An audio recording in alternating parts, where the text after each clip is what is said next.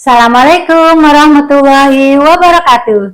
Sahabat Dentalia, kita jumpa lagi ya.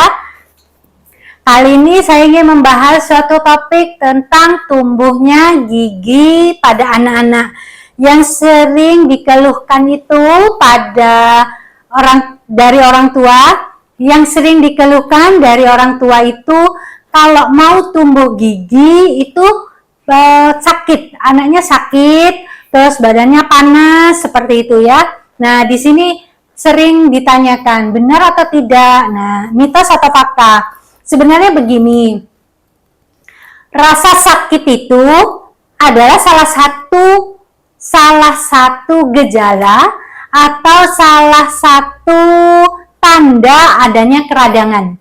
Dimanapun itu, tidak hanya pada tumbuh gigi. Jadi salah satu tanda keradangan itu, tanda keradangan kan ada 5 ya. Pembengkakan, perubahan warna, panas, kemudian disfungsi, tidak berfungsi. Jadi ada 5 tanda keradangan. Salah satunya adalah panas atau sakit. Jika salah satunya ini ada, itu menunjukkan adanya keradangan.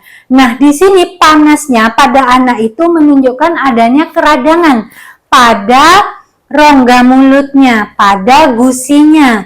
Nah, di situ yang harus dicari penyebabnya, seperti itu ya. Jadi tidak semua tumbuh gigi itu sakit atau panas ya. Tidak semua tumbuh gigi menyebabkan anak itu panas. Nah, di sini yang menyebabkan panas tadi, keradangan itu penyebabnya nomor 1 yang memungkinkan, yang sangat memungkinkan adalah kotor. Kotornya itu bisa dari sisa makanan yang menempel di situ terlalu lama pada gusinya, atau kotornya pada gigi sebelah-sebelahnya. Seperti itu ya. Jadi intinya karena ada kotor, ada sisa makanan. Atau kotornya kalau anak kecil itu biasanya dia suka memasukkan benda mainannya ke dalam rongga mulut.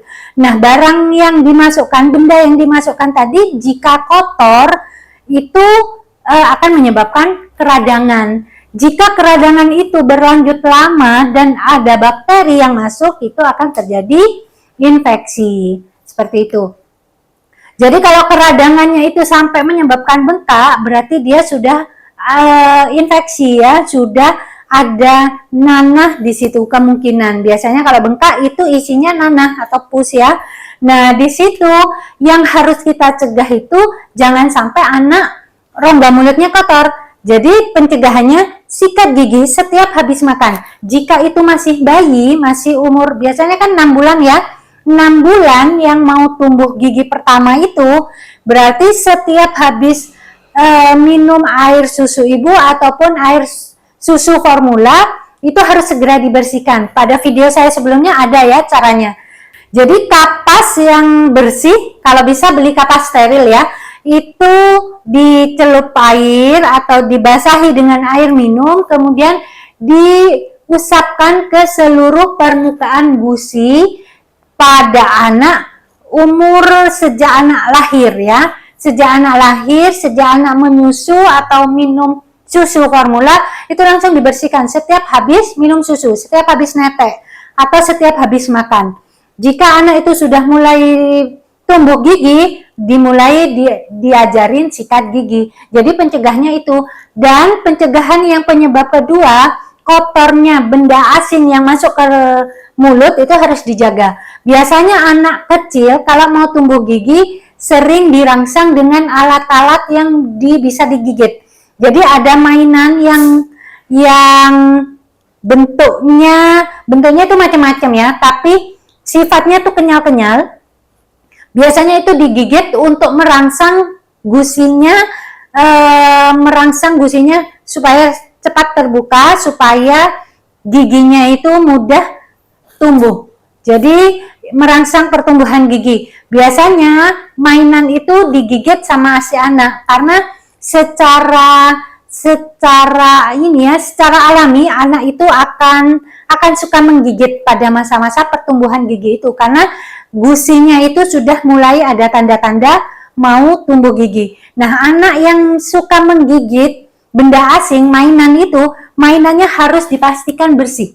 Jadi mainannya itu setiap habis main, mainannya itu dicuci, dibersihkan. Nanti pada saat main, anak juga harus dipantau, diperhatikan supaya tangannya tidak kotor atau mainannya tidak kotor. Kadang-kadang ngecup jempol, ngecup jari-jarinya, yang paling sering itu jempol ya. Jadi suka menghisap jempol. Nah, itu harus dipastikan jempolnya bersih. Jadi harus dijaga. Kalau main misalnya nih ya, main di tanah atau main di tempat-tempat kotor, kemudian tidak dibersihkan dan dia suka ngecup, itu yang akan merangsang adanya keradangan. Jadi sakitnya itu bukan semata-mata mau tumbuh gigi. Mau tumbuh giginya yang dibarengi dengan kondisi yang kotor, menyebabkan radang, menyebabkan infeksi, itu yang menyebabkan anak panas atau sakit. Bahkan ada yang pipinya bengkak. Nah, kalau sudah seperti itu, sahabat Dentalia harus segera ke dokter gigi untuk diperiksakan, kemudian nanti oleh dokter diberi edukasi, jadi dental health care gitu ya, dental health education, kayak gitu. Jadi nanti akan diberi edukasi dan kalau sampai bengkak itu akan diberi obat.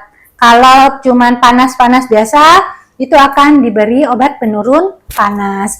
Tetapi kalau sampai bengkak itu akan dikasih antibiotik seperti itu ya. Dan perlu disampaikan jika ada alergi kepada dokter, disampaikan supaya tidak diberi obat yang menyebabkan alergi kepada si anak. Jadi sebenarnya gigi tumbuh sebenarnya tidak menyebabkan sakit pada si anak, tidak menyebabkan panas pada si anak. Dengan catatan harus dalam kondisi bersih ya. Dalam kondisi bersih, steril seperti itu. Nah, ini ada contoh pasien saya yang sakit gigi setelah diperiksa ternyata gusi di belakangnya itu anak ini berusia sekitar 5,5, hampir 6 tahun. Ini gusinya mulai membesar, mulai hamil, mulai mengandung karena giginya sudah hampir tumbuh. Dan di situ ada tanda-tanda kemerahan memang di gusinya dan di pipinya itu sudah asimetris, jadi ada pembengkakan dan di bawah dagunya, bukan di bawah dagu ya, di rahang bagian bawah itu dasar mulut ya, di dasar mulut. Tapi kita periksanya dari ekstraoral, itu di bawahnya ini tulang rahang itu kalau disentuh ada benjolan yang mengeras, itu namanya kelenjar. Jadi adanya pembesaran kelenjar. Itu salah satu tanda adanya keradangan ya. Jadi kalau sudah seperti ini, DHE-nya seperti tadi dan pengobatan antibiotik dan analgesik ya. Antibiotik untuk bakterinya, analgesik untuk menghilangkan rasa sakitnya, analgesik atau antipiretik. Antipiretik untuk menghilangkan panas atau demamnya. Jadi seperti itu ya tipsnya supaya anak tetap sehat, tidak sakit mau tumbuh gigi. Karena pada saat mau tumbuh gigi, gusi itu sudah mulai terbuka, mulai merekah. Jadi di daerah yang akan tumbuh gigi itu kalau tidak dijaga kebersihannya, sisa makanan akan mudah masuk dan itu sulit dibersihkan. Kalau sudah tidak dibersihkan, tidak terjangkau, dia akan menyebabkan sakit atau menyebabkan radang pada gusinya. Demikian untuk topik kali ini, semoga bermanfaat dan bisa dijadikan referensi dalam menjaga kesehatan dan kebersihan gigi dan mulut putra-putri kita. Wabillahi taufiq wal hidayah. Wassalamualaikum warahmatullahi wabarakatuh. Salam sehat.